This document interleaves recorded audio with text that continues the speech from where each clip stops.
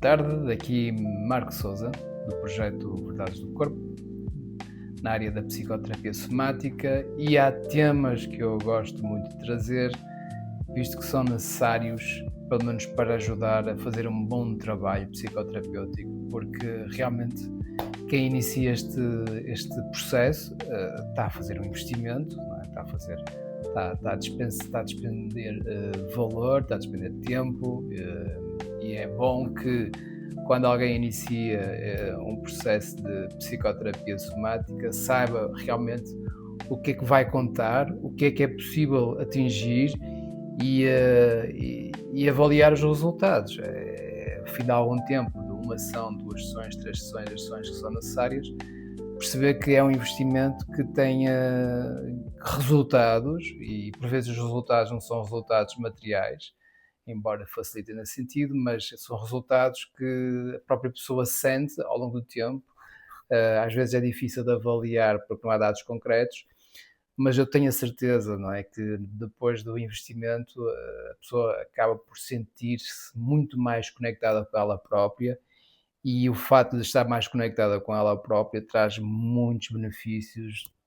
transversais em todos os campos da sua vida. E aqui há um tema em particular que muita gente surge na psicoterapia, e não só, muita gente busca consultas até de psicologia, em que por vezes vêm porque estão no limiar de algo, sentem uma espécie de um desespero, de um cansaço, de uma fadiga, começam a apresentar sinais de ansiedade, por vezes ataques de pânico, muitas vezes associadas também a perturbações do sono, dificuldade em descansar, uma fadiga sem causa aparente, por vezes somatizações gastrointestinais, neuromusculares, e a pessoa quando se vê atordoada com essa sintomatologia toda e vê que nem as outras soluções, nem médicas, nem outras soluções estão a dar resultado, aí por vezes então escolham investir em psicoterapia somática para perceber o que é que se está a passar dentro de mim, o que é que se está a passar comigo. Eu já nem me conheço, parece que eu vivo a minha vida em piloto automático, já não tenho o mesmo prazer pela vida, e aquilo que eu sinto é muito mau e eu não quero sentir isto. E quando optam por entrar neste processo psicoterapêutico, vêm porque já, de certa forma, já estão com todos os flancos fechados e que têm esta necessidade profunda para tentar sair de um buraco ou de um lugar que não querem estar. Então, quando surgem em consulta, quando me estão, de certa forma, ou quando as pessoas partilham estes sintomas, aqui claramente, isto aqui são sintomas sempre de uma exaustão emocional. Isto é, hum, o fato de lutar contra muitas situações na nossa vida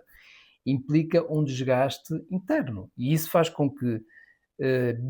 a nossa bioquímica se adapte a esses níveis de stress, e com isso uma maior produção de maior reprodução de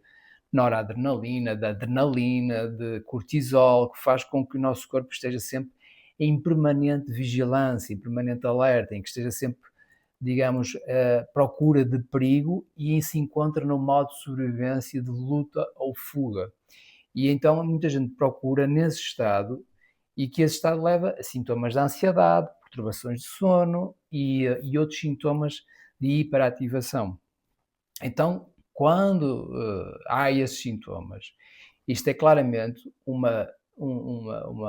diagnóstico de exaustão emocional, que tanto pode ser uma exaustão emocional mais ou menos evidente. Imaginamos uma escala de exaustão emocional, por norma as pessoas que procuram este trabalho, muito possivelmente já estão acima de um 5. O 10 implicaria, por exemplo, um esgotamento nervoso, ou um burnout, ou um sintoma fisiológico que leva com que a pessoa seja obrigada a parar, que acontece muitas vezes com situações de AVCs, embolias e outros sintomas que às vezes podem acontecer por acumulação de stress. Nós não queremos chegar ao 10, mas a maioria das pessoas que procuram estão acima do 5. E muitas vezes as pessoas confundem isso também como depressão. A depressão não é um problema. A depressão acaba por ser também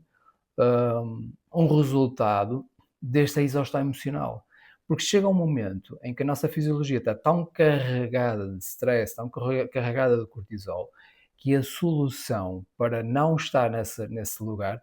é criar uma depressão no nosso corpo. A partir do momento em que há uma depressão, todos esses sinais ficam silenciados e aí já não há uma resposta de luta e fuga constante. É por isso que a depressão acaba por ser uma solução e nunca acaba por ser um problema.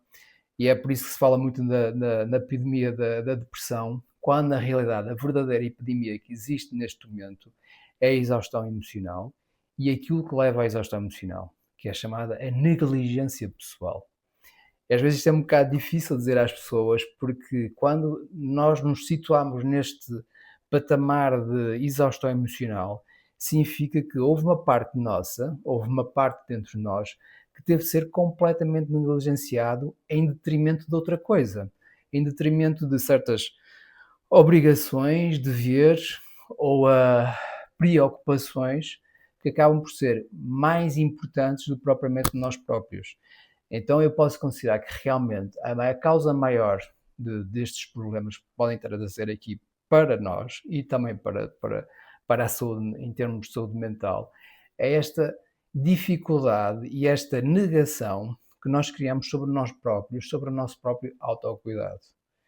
E quando deixa de existir autocuidado, quando deixa de existir esse espaço interior, individual, onde nós temos tempo para fazer aquilo que nos faz bem, aquilo que é importante, aquilo que nos traz equilíbrio, a consequência vai ser uma exaustão emocional que tanto pode levar depois, consequentemente, a uma depressão, como pode levar a estados de ansiedade. Por isso isto é muito importante. É por isso que eu digo que a depressão não existe. A depressão simplesmente é uma reação a uma negligência pessoal, fruto de uma acumulação de exaustão emocional. E isto é muito importante passar esta mensagem. Então, quando é aqui nesta situação, o meu trabalho, de certa forma, ou o trabalho de qualquer outro técnico ou qualquer profissional de saúde, talvez é da área da psicoterapia, talvez seja inútil, porque nós não podemos trabalhar e fazer um aprofundamento do nosso subconsciente, um aprofundamento dos nossos temas, se a nossa casa estiver toda desarrumada e nós não estamos a olhar para isso. Por isso, quando há exaustão emocional, normalmente até sugiro a pessoa reagendar passado um tempo mais longo, passado um mês. E durante esse mês, para mim é importante que a pessoa tenha essa responsabilidade e autonomia para poder conseguir trabalhar os seus limites, dizer não a certas coisas que estão na sua vida, para poder, pelo menos, conseguir recuperar esse cansaço. E isto pode ser feito de duas formas. Pode ser feito através de um descanso passivo, ou seja, tirar baixa do trabalho, descansar, dormir, o que for preciso e pedir ajuda a alguém para às vezes cuidar de certas tarefas para poder recuperar de uma forma consciente, de uma forma despreocupada, ou se não descansativo, onde a pessoa se permite fazer coisas que lhe dêem prazer, como ir à praia, passear no meio da natureza, viajar para recuperar um pouco essa sua vitalidade e começar a pensar mais em si, numa espécie de um egoísmo saudável. Porque enquanto não existir esse egoísmo saudável, os níveis de exaustão emocional vão estar sempre elevados. E nesse egoísmo saudável também se calhar pode implicar ir a uma consulta de nutrição, uma consulta de naturopatia, fazer sessões de relaxamento, spa, massagens, uma viagem também, já disse.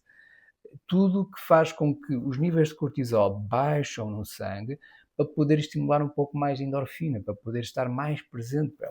para si própria. E só depois da casa, de certa forma, só depois de existir mais energia interna, aí sim, aí já podemos abrir os temas. E no momento em que vamos abrir os temas, nós começamos a olhar que realmente eu deixei a minha casa desarrumada, há aí algumas divisões que se calhar gostaria de arrumar em primeiro lugar. Então o primeiro passo qual é que é? Ok, se neste momento existe uma exaustão emocional, vamos perceber de onde é que veio esta exaustão emocional e qual é o desafio que é preciso trabalhar em primeiro lugar, que tanto pode estar em termos profissionais, tanto pode ser em termos de familiares, amorosos, pessoais, em termos de autoestima, autoconfiança, e depois focar num só tema para poder, enfim, de uma forma mais presente, mais segura, mais conectada com o corpo, de uma forma mais presente para si próprio, para poder acolher toda a informação que pode vir e perceber de onde é que isso vem e encontrar as posteriores soluções através da psicoterapia somática. Por isso que eu quero dizer realmente que por vezes há uma sobrevalorização da depressão. Na realidade, a depressão é sempre um sintoma de uma negligência muito grande em termos pessoais. Creio que isto é uma pandemia social, onde existe uma dificuldade em pensarmos no nosso próprio bem-estar, porque estamos demasiado preocupados no que o outro vai pensar sobre nós, no que o sistema vai pensar sobre nós. E também, por vezes, na dificuldade de saber criar limites e de saber dizer não a situações que me são tóxicas. Mas para fazer isso, o primeiro passo realmente é criar este compromisso comigo próprio para fazer essa restauração. Só depois aí que realmente nós podemos encontrar verdadeiros sucessos em termos de psicoterapia e não só. Espero que este vídeo tenha sido útil para vocês, pelo menos para ajudar a permitir em que ponto de situação vocês se encontram neste momento, a importância também da autocuidado e pensarem realmente mais em vocês, no sentido de mais um egoísmo saudável. E aí sim depois podemos explorar temas mais em concretos, não é? Que pode ser questões mesmo pessoais, familiares, comportamentais, doenças, mas que faremos isso num lugar de mais presença, de mais firmeza, solidez e conexão. Obrigado por este momento, subscrevam e até já.